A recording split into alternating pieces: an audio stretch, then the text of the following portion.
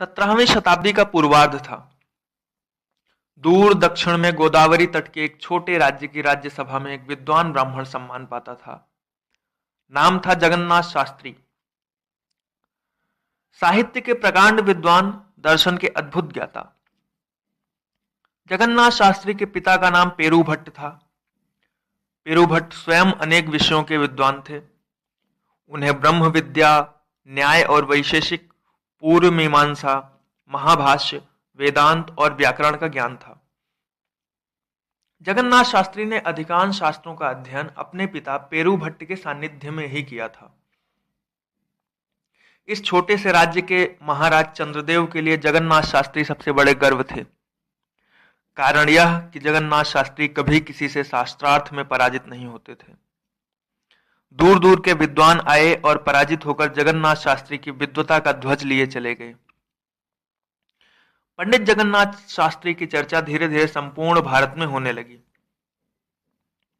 उस समय दिल्ली पर मुगल शासक शाहजहां का शासन था।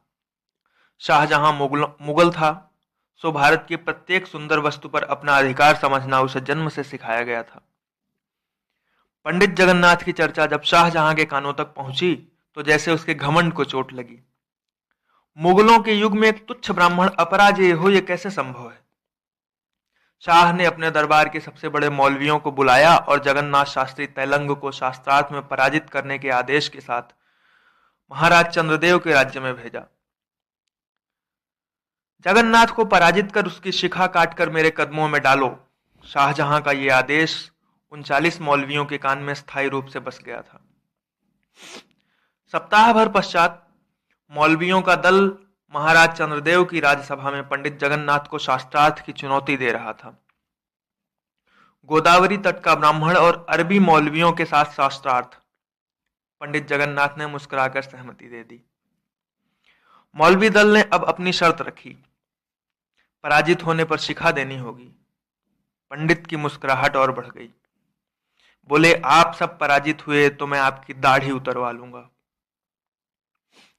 मुगल दरबार के मौलवी विजय निश्चित समझ रहे थे, सो उन्हें इस शर्त पर कोई आपत्ति नहीं हुई।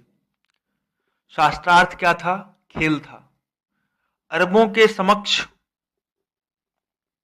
भारत की आध्यात्मिक पूंजी खड़ी थी। पंडित जगन्नाथ विजयी हुए। मौलवी दल अपनी दाढ़ी देकर वापस दिल्ली चला गया। 2 माह बाद महाराज चंद्रदेव की राज्यसभा में दिल्ली दरबार का प्रतिनिधिमंडल याचक बनकर खड़ा था। महाराज से निवेदन है कि हम उनकी राज्यसभा के सबसे अनमोल रत्न पंडित जगन्नाथ शास्त्री तैलंग को दिल्ली की राज्यसभा में सम्मानित करना चाहते हैं। यदि वे दिल्ली पर यह कृपा करते हैं तो हम सदैव आभारी रहेंगे। मुगल सल्तनत ने प्रथम बार किसी से याचना की थी। महाराज चंद्रदेव अस्वीकार न कर सके। पंडित जगन्नाथ शास्त्री दिल्ली के हुए। शाहजहां ने उन्हें नया नाम दिया, पंडित राज। शाही दरबार में आसिफ अली नाम के एक सरदार थे।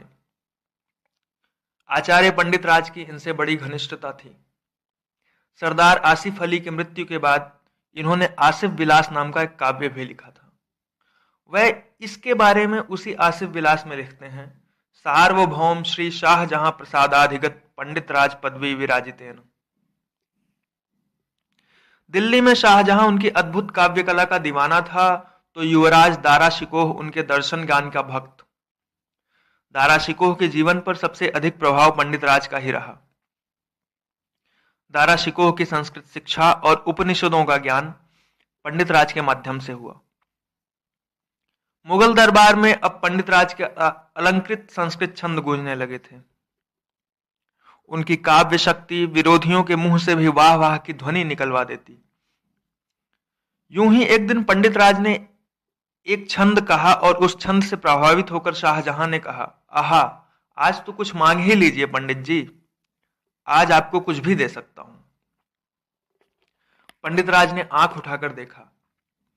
दरबार के कोने में एक हाथ माथे पर और दूसरा कमर पर रखे खड़ी एक अद्भुत सुंदरी पंडित राज को एकटक निहार रही थी।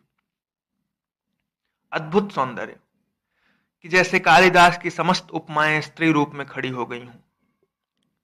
पंडित राज ने एक क्षण को उस रूपसी की आंखों में देखा, मस्तक पर त्रिपुंड लगाए शिव की तरह विशाल काया वाला पंडितराज उसकी आंखों की पुतलियों में झलक रहा था। पंडित ने मौन के स्वरों से ही पूछा, चलोगी? लवंगी की पुतलियों ने उत्तर दिया, अविश्वास ना करो पंडित, प्रेम किया है। पंडित राज जानते थे कि वह एक नर्तकी के गर्भ से जन्मी शाहजहां की पुत्री लवंगी थी। एक क्षण को पंडित ने कुछ सोचा और फिर ठसक के साथ मुस्कुराकर श्लोक पढ़ा। नयाचे गजालिम नवावाजिराजिम नवित्ते सुचित्तम मदीयम कदाचित इयम सुस्तनी मस्त कन्यस्त कुंभा लवंगी कुरंगी दृगंगी करोतु। शाहजहां मुस्कुराकर उठा, कहा, लवंगी तुम्हारी हुई पंडित राज।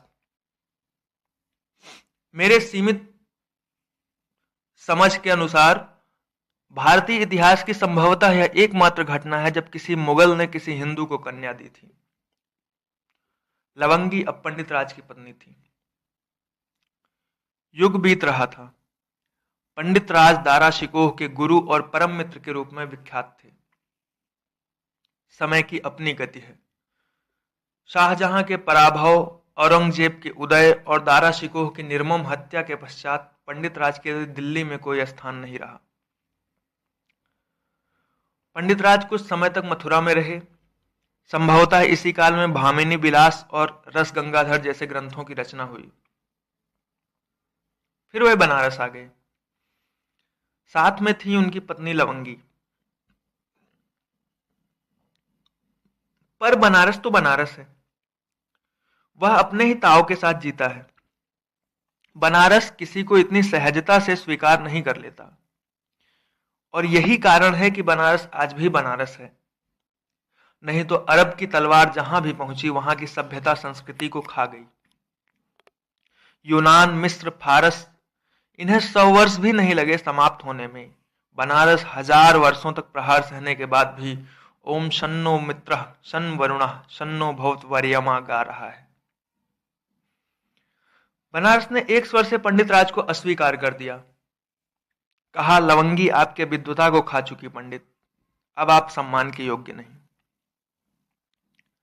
तब बनारस के विद्वानों में पंडित अप्पय दीक्षित और भट्टोज दीक्षित का नाम सबसे प्रमुख था। पंडित राज का विद्वत समाज से बहिष्कार कराया गया। पर जब कोई कवि प्रेम करता है तो कमाल करता है। पंडित राज ने ठान लिया, लवंगी के साथ रहकर ही बनारस की मेधा को अपनी सामर्थ्य दिखाऊंगा। ये वही भट्टोज दीक्षित थे जिन्होंने संस्कृत को सिद्धांत कौमुदी जैसा ग्रंथ दिया था। कालांतर में अपने ही ग्रंथ को सरल और सुग्राह्य बनाने के लिए उन्होंने सिद्धांत कौमुदी की एक टीका प्रौढ़ मनोरमा के शीर्षक से लिखी। भट्टोज दीक्षित द्वारा रचित उसी काव्य प्रौढ़ मनोरमा का खंडन करते हुए पंडित राज ने प्रौढ़ मनोरमा कुचिमर्दनम नामक ग्रंथ लिखा। बनारस में धूम मच गई, पर पंडित राज को बनारस ने स्वीकार नहीं किया। पंडित राज ने पुनः लेखनी चलाई। पंडित अप्पय दीक्षित द्वारा रचित चित्र मीमांसा का खंडन करते हुए उन्होंने चित्र मीमांसा खंडन नामक पुस्तक रची। बनारस अब भी नहीं पिघला। बनारस के पंडितों ने अब भी स्वीकार नहीं किया पंडित राज को। पंडित राज दुखी थे। बनारस का तिरस्कार उन्हें तोड़ रहा था। आषाढ़ की संध्या थी। गंगा तट पर उदास बैठे पंडित राज ने अनायासी लवंगी से कहा, गोदावरी चलोगी लवंगी? वह मेरी मिट्टी है, वह हमारा तिरस्कार नहीं करेगी। लवंगी ने कुछ सोचकर कहा, गोदावरी ही क्यों, बनारस क्यों नहीं? स्वीकार तो बनारस से ही करवाइए पंडित जी। पंडित राज ने थके स्वर से कहा, अब किससे कहूं, सब कहकर तो हार गया, सब करके तो हार गया। लवंगी मुस्कुरा उठी, जिससे कहना चाहिए था उससे तो कहा नहीं, जो करना चाहिए था वो तो नहीं किया। गंगा से कहो, वह किसी का तिरस्कार नहीं करती। गंगा ने स्वीकार किया तो समझो शिव ने स्वीकार किया। पंडित राज की आंखें चमक उठी। उन्होंने एक बार फिर झांका लवंगी की आंखों में। उसमें अब भी वही 20 वर्ष पुराना उत्तर था, प्रेम किया है पंडित, साथ कैसे छोड़ूंगी। पंडित राज उसी क्षण चले और काशी के विद्वत समाज को चुनौती दी, आओ कल गंगा के तट पर, तल में बह रही गंगा को सबसे ऊंचे स्थान पर बुलाकर ना दिखाया तो पंडित जगन्नाथ शास्त्री तैलंग अपनी शिखा काटकर उसी गंगा में प्रवाहित कर देगा। पल भर को हिल गया बनारस। पंडित राज पर अविश्वास करना किसी के लिए संभव नहीं था। जिन्होंने पंडित राज का तिरस्कार किया था वह भी उनकी सामर्थ्य को जानते थे। अगले दिन बनारस का समस्त विद्वत समाज दशाश्वमेध घाट पर एकत्रित था। पंडित राज घाट की सबसे ऊपर की सीढ़ी पर बैठ गए और स्वरचित गंगा लहरी का पाठ प्रारंभ किया। लवंगी उनके निकट बैठी थी। गंगा 52 सीढ़ी नीचे बह रही थी। पंडित राज ने पहला श्लोक पढ़ा। समृद्धम सौभाग्यम सकल वसुधायाः किमपि तत् महेश्वर्यम लीला जनित जगतः खंड परशोः श्रुतीनां सर्वस्वं सुकृतमथ मूर्तम सुमनसाम सुधा सौंदर्यम ते सलिलम शिवम नः शमयतु। पंडित राज ज्यों-ज्यों श्लोक पढ़ते गंगा एक एक सीढ़ी ऊपर आती। बनारस की समस्त विद्वता आंख फाड़े निहार रही थी। गंगा लहरी के 51 श्लोक पूरे हुए। गंगा 51 सीढ़ी चढ़कर पंडित राज के निकट आ गई थी। पंडित राज ने पुनः लवंगी की आंखों में देखा। अब लवंगी बोल पड़ी। क्यों अविश्वास करते हो पंडित? 52वां श्लोक पढ़ो, प्रेम किया है तुमसे। पंडित राज ने मुस्कुराकर 52वां श्लोक पढ़ा। विभूषितानंग रिपूत्तमांगा सद्यः कृतानेक जनार्ति भंगा मनोहरोत्तुंग चलत तरंगा गंगा ममांगा न्यमली करोतु। मनोहर उत्तंग तरंगों से हे मां गंगा मेरे अंगों को अमल कर दो। गंगा ऊपरी सीढ़ी पर चढ़ी, पंडित राज और लवंगी को लिए गोद में उतर गईं। बनारस स्तब्ध खड़ा था, पर गंगा ने पंडित राज को स्वीकार कर लिया था। युगों बीत गए, बनारस है, सनातन है, गंगा है और उसकी लहरों में पंडित राज भी हैं।